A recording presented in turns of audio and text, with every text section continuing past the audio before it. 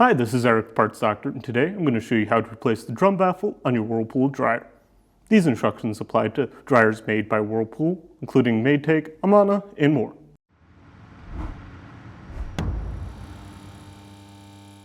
If you need to purchase a new drum baffle, you can check out our website, partsdoctor.com, where we sell parts for all major appliance brands. Here at Parts Doctor, we only sell authentic, genuine parts sourced directly from the manufacturer. The dryer's drum baffle is a fin-shaped component inside the drum that lifts and tumbles clothes for even drying and proper air circulation. If the baffle is damaged or missing, clothes may not tumble correctly, leading to poor drying performance or potential damage to the clothing. Loose or broken baffles can also cause thumping noises during operation. Damaged or missing baffles should be replaced to maintain optimal performance.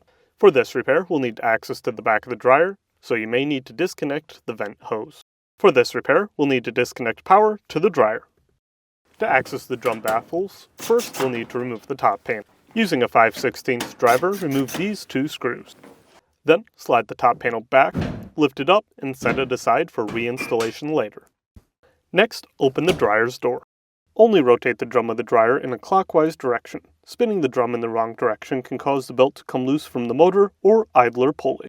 Rotate the drum of the dryer till the baffle you want to replace is on the top of the dryer's drum. Make note of the way that the baffle is facing. While supporting the baffle from inside the drum, remove the two screws holding it in place.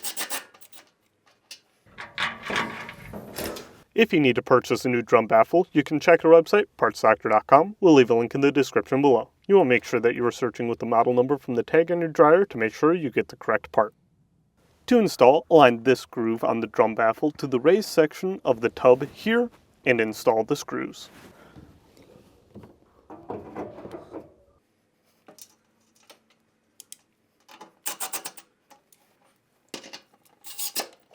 After installing, be sure that the baffle is tight and sits flush against the inside of the drum. If it is not tight or flush, clothing can get snagged on it. Then, close the dryer's door. Then, align these slots on the bottom of the top panel to the control panel bracket on the top of the dryer. Then, slide it forward and reinstall the two screws to hold it in place. And that's it for today's video, and if you found this video helpful, make sure to leave a like and comment down below. And for more videos like this, please consider subscribing.